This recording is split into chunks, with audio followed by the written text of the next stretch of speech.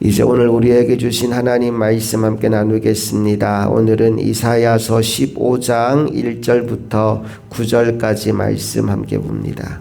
모압에 관한 경고라. 하룻밤에 모압 알이 망하여 황폐할 것이며 하룻밤에 모압 기르가 망하여 황폐할 것이라. 그들은 바잇과 디본 산당에 올라가서 울며 모압은 느보와 메드바를 위하여 통곡하는도다. 그들이 각각 머리카락을 밀고 각각 수염을 깎았으며 거리에서는 굵은 배로 몸을 동였으며 지붕과 넓은 곳에서는 각기 애통하여 심히 울며 헤스본과 엘르알레는 부르짖으며 그들의 소리는 야스까지 들리니 그러므로 모압의 군사들이 크게 부르짖으며 그들의 혼이 속에서 떠는도다. 내 마음이 모압을 위하여 부르짖는도다.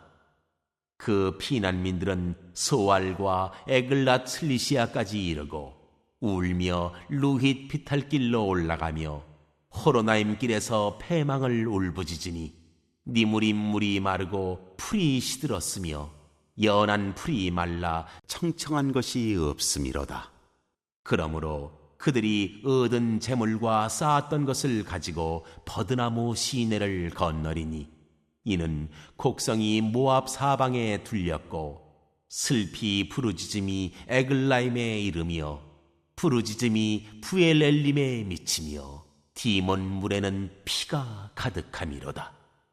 그럴지라도 내가 디몬의 재앙을 더 내리되 모압에 도피한 자와 그 땅에 남은 자에게 사자를 보내리라.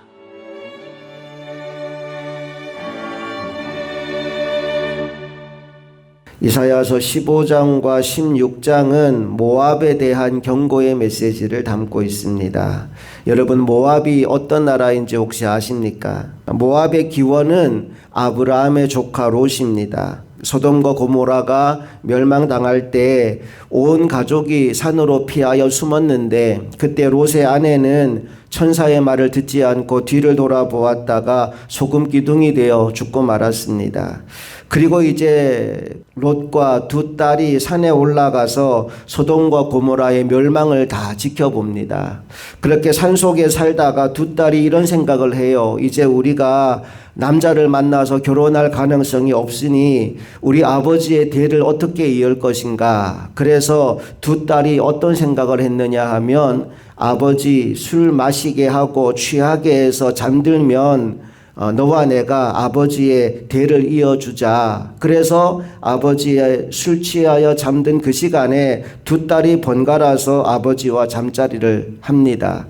그렇게 해서 탄생한 두 민족이 모압과 암몬입니다.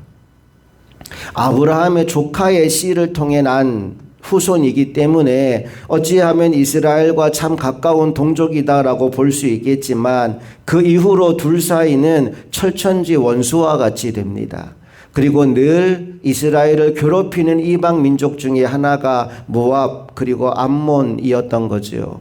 이제 오늘 본문 말씀은 그렇게 이스라엘을 매번 괴롭게 했던 모압을 향한 심판의 메시지를 담고 있습니다. 1절 말씀을 다시 한번 읽어봅니다. 시작. 모압에 관한 경고라. 하룻밤에 모압 알이 망하여 패망할 것이며 하룻밤에 모압 기르가 망하여 황폐할 것이라. 여기 하룻밤에 라는 말에 주목합시다. 아무리 화려하고 강하고 멋있어 보여도 무너지는 건 한순간입니다. 혹시 여러분 도미노를 쌓아 보신 적 있습니까? 도미노를 쌓는데 굉장히 오랜 시간, 몇 시간 동안을 정성껏 도미노를 쌓았다고 생각해 보세요. 그런데 그걸 하나만 탁 쓰러뜨리면 한순간에 무너집니다. 몇 시간 동안 공을 들여 쌓았는데 하나를 건드렸더니 하나가 무너지니까 몇 초 만에 다 도미노가 쓰러지는 겁니다. 모압의 멸망이 이와 같을 것이다 라고 말씀합니다. 너희들 그렇게 정성껏 오래 쌓아 올렸지만 하나님이 너희를 치시면 하룻밤에 한순간에 무너지는 것이다 라는 이야기를 하는 거죠. 계속해서 2절부터 6절까지 말씀에 심판이 임하는데 그 땅에 눈물뿐이다 라는 이야기가 이어집니다. 2절 말씀을 먼저 같이 읽어볼게요. 시작. 그들은 바윗과 디본 산당에 올라가서 울며 모압은 느보와 메드바를 위하여 통곡하는도다. 그들이 각각 머리카락을 밀고 각각 수염을 깎았으며 울고 통곡하였다라고 나오죠. 3절도 가봅니다. 시작. 거리에서는 굵은 배로 몸을 동였으며 지붕과 넓은 곳에서는 각기 애통하여 심히 울며. 3절에도 애통하여 심히 운다라고 나오죠. 4절 가봅니다.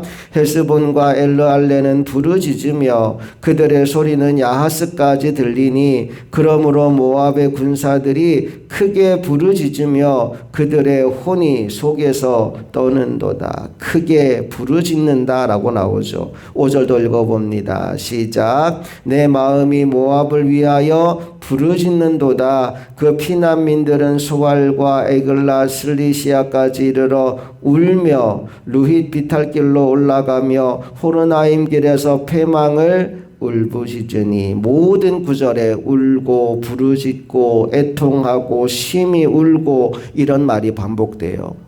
도대체 왜 무엇 때문에 그들은 애통하며 울고 있나요? 그 이유가 6절에 나옵니다. 6절 시작. 니므림 물이 마르고 풀이 시들었으며 연한 풀이 말라 청청한 것이 없음이로다.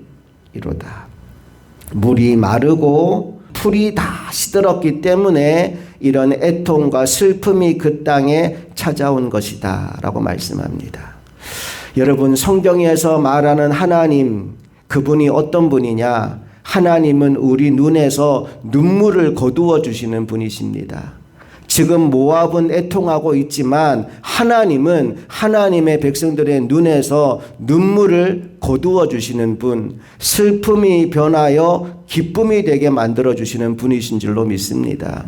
또한 오늘 이 모압이 애통하는 이유가 물이 마르고 풀이 시들었기 때문이다라고 말씀하고 있는데, 하나님은 어떤 분이냐? 생수의 근원이며 생수의 강이 되시는 분이십니다. 그 강물이 흘러가는 곳마다 말랐고 죽었던 모든 것들을 다시 살려내는 역사가 하나님의 생수 안에 있습니다.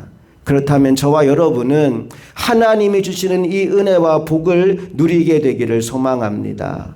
모압과 같이 애통하며 슬퍼하는 인생이 아니라 하나님이 주시는 기쁨을 누리는 인생이 되기를 원하고, 모압과 같이 말라서 아무것도 없어진 시들어버린 인생이 아니라 하나님의 생수의 강이 흘러 회복의 은혜를 맛보는 하나님의 종들이 다 될 수 있기를 주님 이름으로 축복합니다. 자, 그렇다면 도대체 왜 모압은 이렇게 망하고 왜 이렇게 시들 수밖에 없었을까? 그 이유 중 하나가 7절에 나옵니다. 7절 말씀 다 같이 시작. 그러므로 그들이 얻은 재물과 쌓았던 것을 가지고 포도나무 시내를 건너리니. 여기 얻은 재물 그리고 쌓았던 것이라는 말에 주목하십시오. 무엇을 우리에게 알려주는 것이냐? 모압의 심판은 탐욕의 결과라는 겁니다. 내가 얻은 재물, 쌓았던 것, 이걸 가지고 피난길에 올랐다라고 하는 것을 통해서 그들이 무언가를 쌓는 인생을 살았구나라는 걸 우리에게 보여줍니다. 미래를 위해서 저축하고 쌓아두는 건 나쁜 일이 아닙니다. 그러나 그 마음 중심에 나만을 위하여라는 생각이 자리 잡고 있을 때 그 쌓아둠은 악한 것이 됩니다. 감리교 창시자인 요한 웨슬레가 돈에 관하여 유명한 설교를 한 적이 있습니다. 3대지 설교인데 첫 번째 대지는 이겁니다. 여러분, 할 수 있는 대로 돈을 많이 버십시오. 두 번째 대지는 이겁니다. 여러분, 할 수 있는 대로 그 돈을 많이 저축하고 쌓아두십시오. 그리고 마지막 세 번째 대지는 이거예요. 그런데 여러분, 여러분이 벌고 저축한 그 돈을 여러분 자신만을 위해 쓰지 말고 이제 그 돈을 필요한 사람들에게 나누어 주고 베풀며 사십시오. 우리가 돈을 벌고 돈을 모으고 돈을 저축하는 이유는 나만을 위한 것이 아니라 하나님이 내게 붙여준 이들에게 나누고 베풀기 위함이다 라는 설교를 한 적이 있어요. 오늘 저와 여러분이 이 마음으로 살았으면 좋겠습니다. 그저 나 하나 배부르고 내 자식 하나 잘 키우고 그게 우리 인생의 전부가 아니라 나를 통하여 하나님의 역사가 나타날 수 있도록 하나님이 내게 주신 것들을 아낌없이 흘려보낼 줄 아는 하나님의 축복의 통로로 쓰임받는 하나님의 종들이 다 되었으면 좋겠습니다. 그 마음으로 우리가 이 문구를 한번 따라했으면 좋겠어요. 욕심으로 살지 말고 사랑으로 삽시다. 다 같이 해볼까요? 욕심으로 살지 말고 사랑으로 삽시다. 우리 중심에 오늘 이 마음을 품었으면 좋겠어요. 하나님 내게 주신 모든 날 동안 욕심으로 살지 말고 사랑으로 살게 하여 주옵소서. 예수님께서 하신 말씀 중에 부자는 천국에 못 간다. 부자가 천국에 가는 것은 낙타가 바늘기로 들어가는 것만큼 어려운 일이다 라고 말씀했어요. 여러분 그 말씀 들으면 안심이 되십니까? 불안하십니까? 불안한 분도 계시고 안심이 되는 분도 계실 거예요. 난 돈 많은데 어떡해? 나 천국 못 가면 어떡하지? 돈이 있는 분은 불안할 거고 가진 게 없는 분들은 나는 천국 가겠다. 나는 돈 없으니까 이렇게 생각하실 수도 있어요. 그런데 누가 부자일까요? 돈이 얼마나 많으면 부자일까요? 또 돈이 얼마나 없으면 가난한 사람일까요? 우리는 우리의 기준으로 한 1억 정도 있으면 부자 또는 한 100억 정도 있으면 부자 또는 이렇게 우리는 우리의 기준을 가지고 부자와 가난한 사람을 또 중산층, 고위층 이렇게 나눌 수 있단 말이죠. 성경의 기준으로 말하는 부자는 누구냐? 내가 가지고 있는 것을 나의 소유물로 착각하며 살아가는 사람이 부자입니다. 성경이 말하는 가난한 사람은 누구냐? 내가 가진 것이 하나님의 것인데 하나님이 내게 맡겨주셔서 나는 지금 하나님이 맡겨주신 것을 관리하는 청지기입니다 라는 마음으로 살아가는 사람이 성경이 말하는 가난한 사람입니다. 은행원을 한번 생각해 보세요. 은행원을 통해서 굉장히 많은 돈이 오고 갑니다. 그런데 은행에 그 많은 돈을 맡겼다고 해서 은행원이 그 돈 내 돈이야 라고 생각하지 않지요. 나는 그냥 그 많은 돈을 맡아서 관리하는 사람일 뿐입니다. 성경이 말하는 가난한 사람은 그 사람의 수중에 얼마가 있든지 간에 그 모든 것들을 나의 것이 아니라 하나님의 것이라고 인정하며 살아가는 사람입니다. 그리고 하나님이 내게 이것을 맡겨주셨으니 하나님이 베풀어라, 써라, 감동 주시고 말씀하시면 언제든지 내게 주신 것을 흘려보낼 줄 아는 마음을 가지고 살아가는 사람이 가난한 사람입니다. 성경이 말하는 부자는 누구냐 하면 그 사람의 수중에 10만 원이 있든 100만 원이 있든 이건 내 거야 라고 움켜쥐고 절대로 그거를 내놓지 않으려고 욕심을 붙잡고 살아가는 그 사람이 성경이 말하는 부자입니다. 나는 저와 여러분이 욕심으로 살지 말고 다른 말로 말하면 부자로 살지 말고 사랑으로 다른 말로 말하면 청지기로 살아가는 하나님의 종들이 되었으면 좋겠습니다. 하나님이 내게 물질을 부어주실 때 그 부어주시는 물질을 하나님이 쓰실 때가 있어서 나를 통해 하나님의 일을 이루시려고 이 많은 물질을 보내주시는구나. 기쁨으로 감사함으로 그 많은 물질을 벌고 저축하십시오.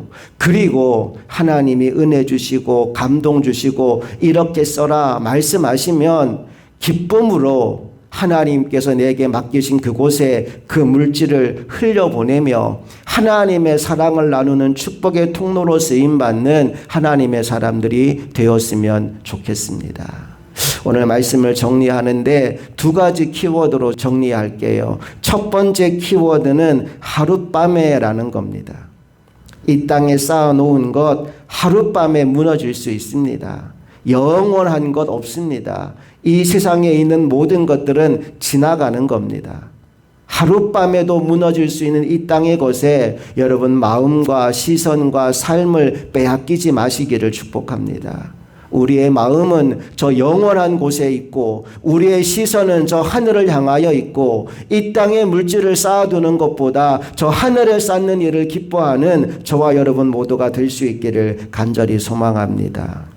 두 번째 키워드는 7절에 나왔던 얻은 재물 그리고 쌓았던 것이라는 키워드입니다. 이 땅에 쌓아두는 인생, 이 땅에서 얻은 것이 내 것인 줄 알고 그것을 챙기는 일에 급급한 인생이 아니라 하나님이 내게 주신 그 모든 것들을 하나님이 원하시고 필요한 곳에 아낌없이 흘려보낼 줄 아는 사람, 그래서 욕심으로 살지 않고 사랑으로 사는 사람, 그런 사람이 되겠다라는 결단과 믿음으로 살아가는 이 하루가 되시기를 주님 이름으로 축복합니다. 함께 기도하시겠습니다. 사랑의 주님, 우리에게 주신 하루하루 순간순간을 욕심으로 살지 않고 사랑으로 살게 하여 주시옵소서. 내게 주신 모든 것이 나의 것이 아니라 하나님이 내게 맡겨주신 것이라는 사실을 기억하고 청지기의 자세로 살아가기를 원합니다. 욕심으로 나의 것을 채우기 위해 사는 인생이 아니라 사랑으로 내게 주신 모든 것들을 하나님이 기뻐하는 곳에 흘려보내는 삶을 살아가는 우리 모두가 되기를 간절히 소망하며 우리 주 예수 그리스도의 이름으로 기도합니다. 아멘.